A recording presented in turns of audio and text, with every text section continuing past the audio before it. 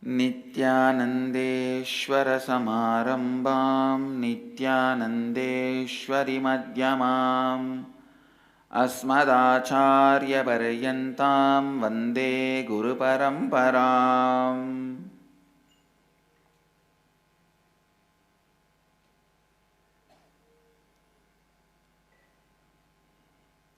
I welcome all the devotees, disciples, Samajis, Satsangis, Sri Mahants, Mahants, Tanidars, Kotaris, sitting with us through Nityananda TV, Sadhana TV, two-way video conferencing, having Nayana Diksha all over the world. The city is sitting with us through two-way video conferencing, having Nayana Diksha.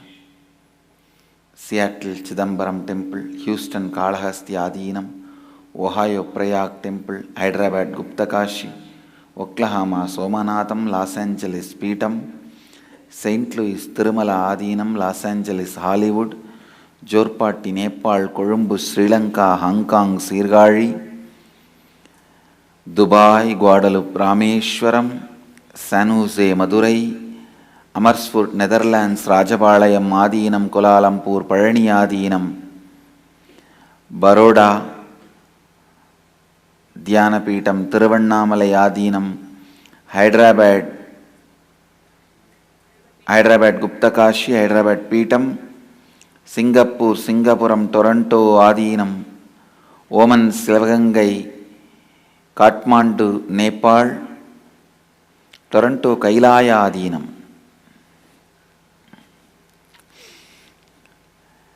Baroda, Samir Tuli, birthday blessings. With all the auspiciousness, you will be with me, I will be with you. Blessings.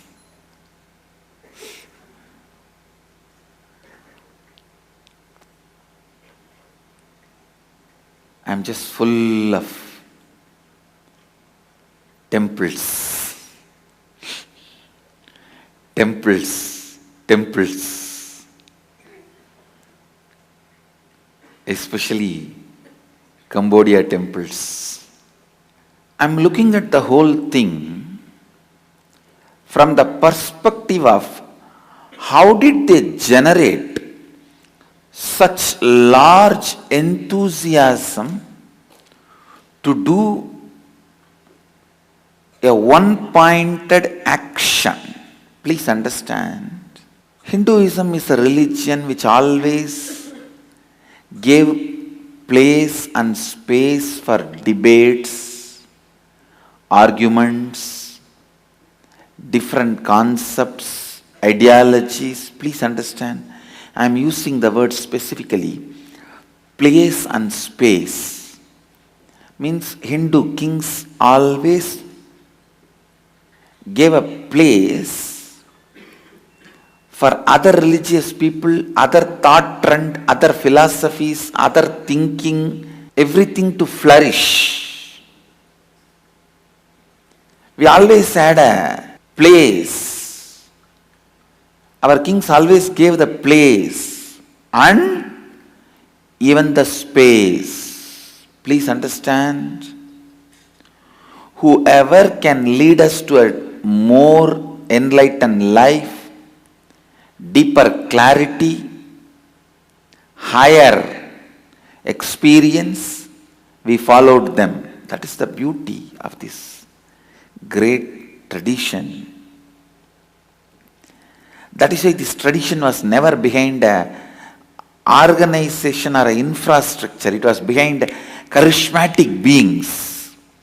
People ask me sometimes, Swamiji, why do Hinduism only produce so many incarnations? Because the need. Please understand, in Hinduism you can never shine, you can never have a followers, you can never people listening to you just because you are head of a mutt, monastery or an infrastructure, organization. You need charisma.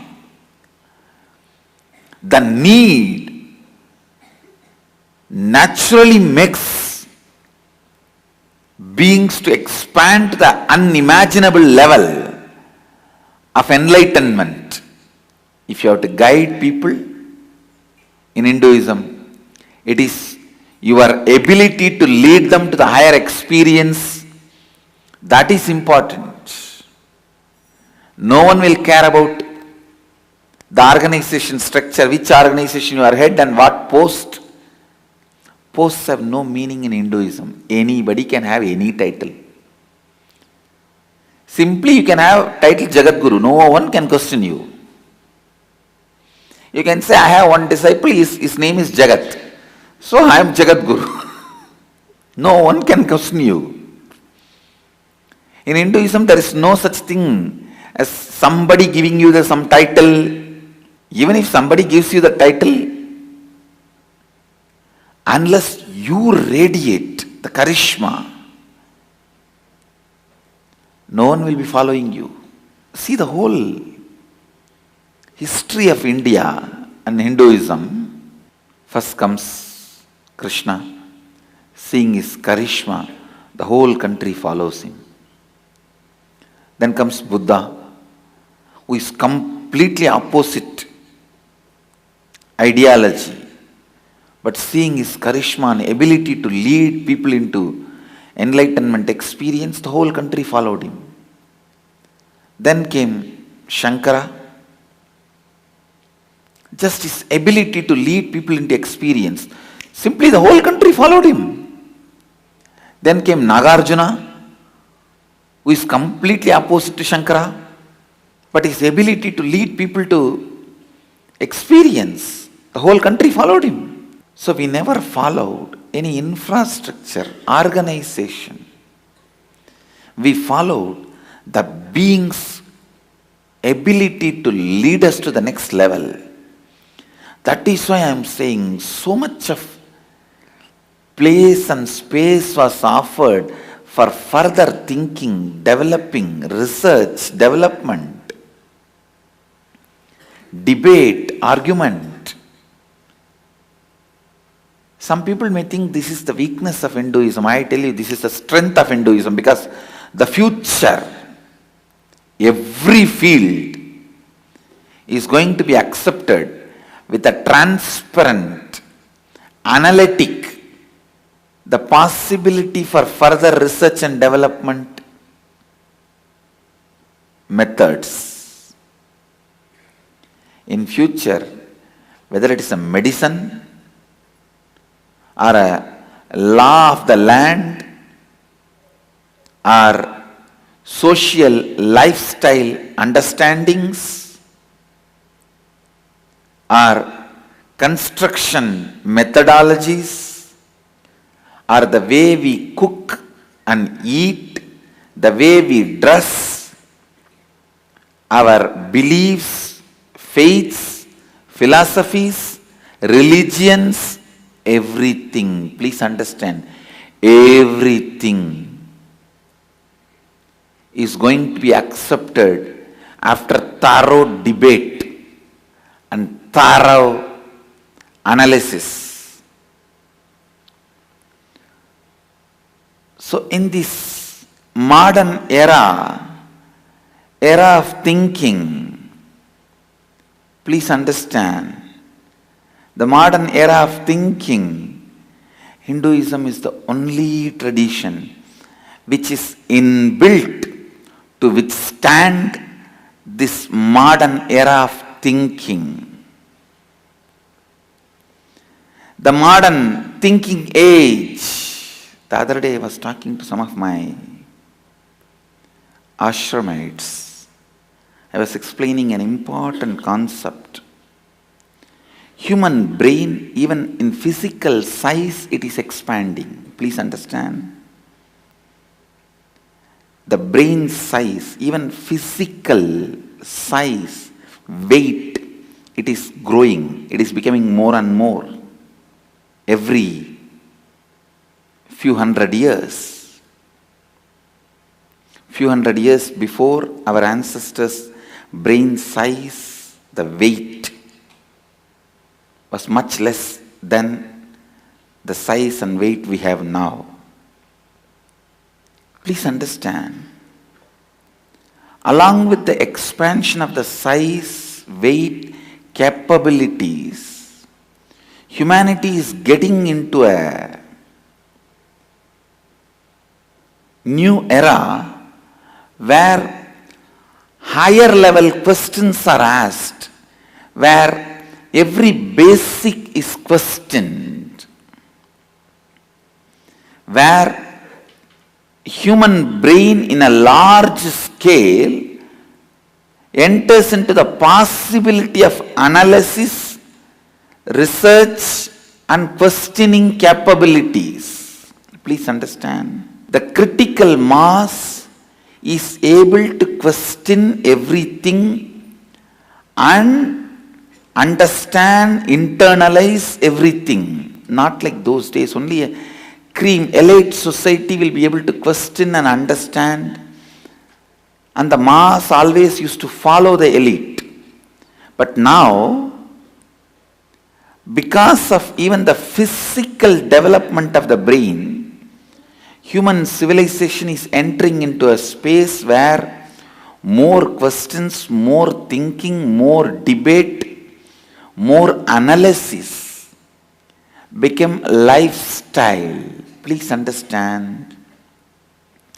The religions created just few centuries ago are created for the human brain existed at that time. But the religion, Sanatana Hindu Dharma, is created by the rishis whose brain was at least few thousand times more active then any possible human brains can happen in the future. Because of enlightenment, they operated beyond the body, mind and brain. That is why I am saying only the traditions created by the Vedic rishis, the truths declared by them, the truths revealed by them, the lifestyle created by them is capable of the enlightened thinking created by them, enlightened thinking presented by them, only that is capable of standing the scrutiny of the developed human brain of this century. This new age thinking era, only that tradition, that enlightened thinking, the science of enlightenment, science of completion, Advaita is capable of standing the scrutiny of the modern day brain. That is why I am telling you, in the future, if at all religions exist, they may have any name, but the stuff will be simply the pure Advaita presented by Upanishads. Maybe different language, different titles, different names, different presentation, but the stuff will be only the pure Advaita presented in Upanishads. I am telling you, no other thought current, no other thinking style, no other truths presented can withstand the scrutiny of the developed brain.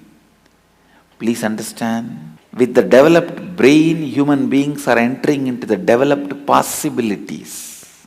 The place for various debates, research, development is the unique contribution and unique component belongs to only Hinduism, Hindu tradition. No religion allows debate other than Hinduism.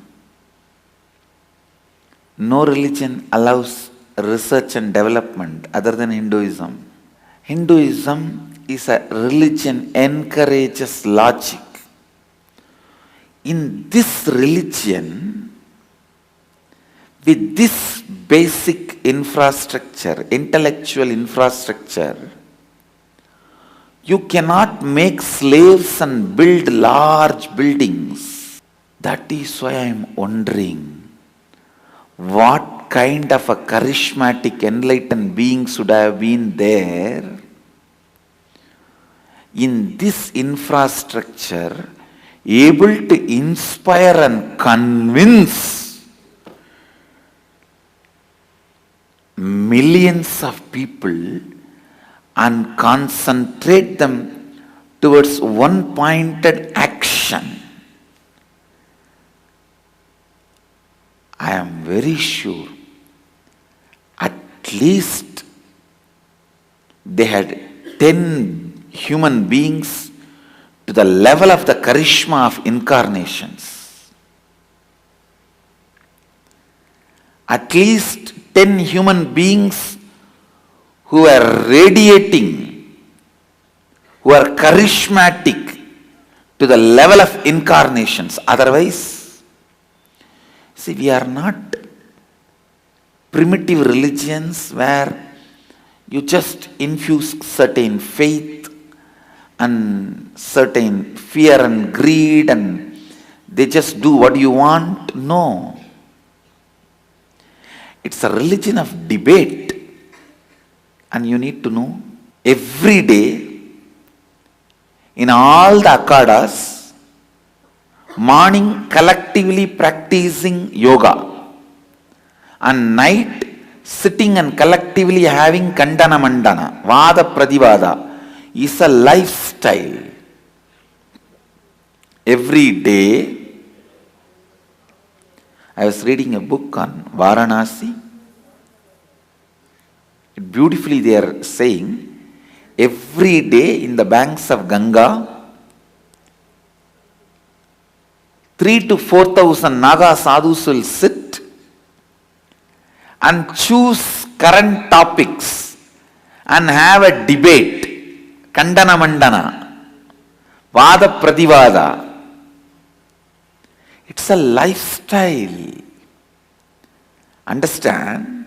So a religion which encourages so much of Vada Pradivada, Kandana Mandana, in this religion you cannot make slaves and build temples. I am sure whole Cambodia building, at any given time, at least 1 lakh people were building temples. Because the number of temples and the years, at any given time, directly or indirectly, 1 lakh people were involved in temple building. I am wondering who inspired all of them and kept them centered on one thought current. Surely it is not possible by political power, because slaves cannot be artists, politicians, and through the political power, kings can create slaves but not artists. When you create artists, they need to be given freedom. Tremendous thinking freedom. Freedom to think, freedom to feel, freedom to visualize, freedom to celebrate the beauty, freedom to celebrate the subtle emotions like a romance, love, pain.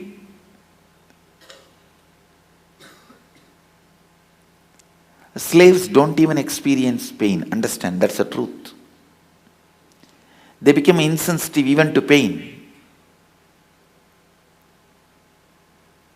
It's only artists experience the subtle emotions of life, which are fulfilling. Subtle emotions of life, only people who experience subtle emotions of life can be artists. Only people who experience the higher awakening like Kundalini Shakti can be spiritual artists. Here, if 1 lakh people are working to build temples, I tell you, At least 80,000 they need spiritual artists. 80% of the workers should be spiritual artists. Who awakened their Kundalini? Who gave them that kind of an insight? Who gave them that kind of an intelligence, enthusiasm? Working in stone is not a joke. I tell you, we are working for months now. We have not built the temple beyond the ground level. It is still in the underground level. It is still not crossed the ground. How did they create inspiration? How did they create enthusiasm? How did they create excitement? Knowing that in their generation they may not see the completion of the temple. How? I tell you, at least 10 beings radiating the charisma to the level of at least incarnations were living and guiding. That is the only way this large size, this large size actions can happen. This large size truths, this large size, I can't even say that tall temples, large temples standing are made out of stone. I'm sure they are just standing tall as a symbol of some of the greatest experience that large group of human beings experienced. It's a symbol of collective enlightenment that whole Cambodian society radiated. It's a symbol of the collective enthusiasm, energy, experience, excitement, the whole Cambodian civilization radiated. I can tell you, it's a symbol of mass enlightenment.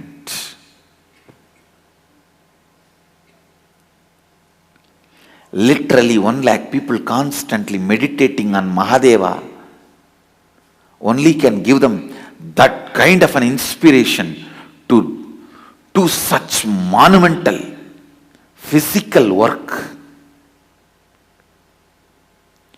See, when you need to just sit and think and no physical pain, you will not question the ideology about which you are thinking. But when you need to physically move your body and muscles are paining every night, you are tired and you see your friends and family are dying because of the stone dust settling, and even then you continue to work, then you must be thoroughly experientially convinced about the whole ideology for which you are living. And an important thing, this whole structure can never be built by forcing somebody, making somebody a slave, because so much of art,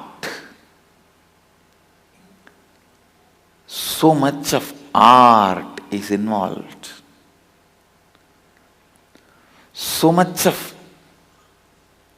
synchronizing, so much of synergy, energy synchronized, intelligence synchronized is required. When I am seeing the large Trimurti deities built, it's literally they've just built a hill with a stone and then carved the whole hill. You can't build pieces by pieces and carve and assemble a face and all, because a lot of symmetry need to be done. The right side and left side and all that.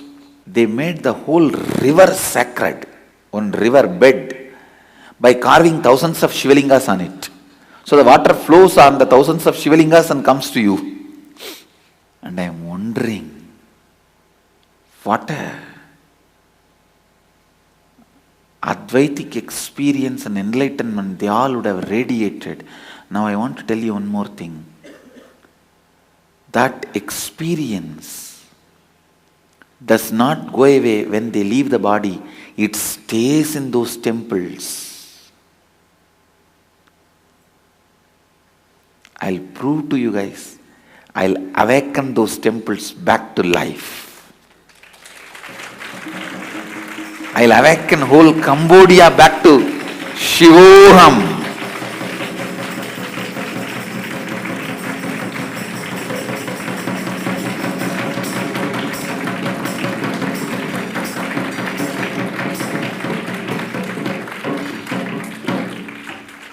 I will awaken that whole enlightenment energy back. It will not only make these IA participants enlightened, the whole Cambodia will start experiencing that experience of enlightenment. Even when I see those temple structures and photographs, I understand. And the next step, I am wondering, if India can export 10 incarnations and at least 1 lakh enlightened beings to Cambodia, then what number of enlightened beings we would have had? Because it is after all exported. I am sure we created at least 1 or 2 structures to the scale of Angkor Wat in India, maybe got destroyed by these Mughals during their invasion, the Muslim attack. During their invasion, maybe we lost it. They've destroyed it. It is time you all come and be part of this reawakening of Cambodian temples, enlightenment energy. And in that enlightenment tsunami, get enlightened.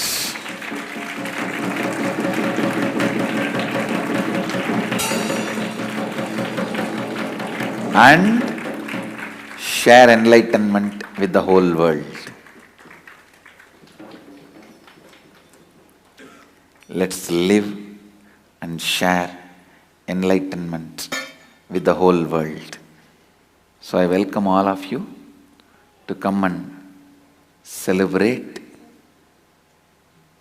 the enlightened civilization of Cambodia and its coming back to life, its revival. My blessings to all of you. So, with this, I bless you all. Let you all radiate with integrity, authenticity, responsibility, enriching and causing eternal bliss, Nityananda. Thank you.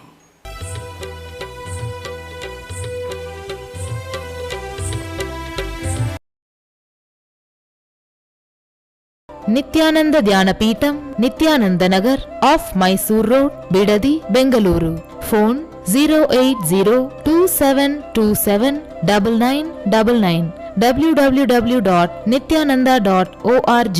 www.youtube.com/Life Bliss Foundation.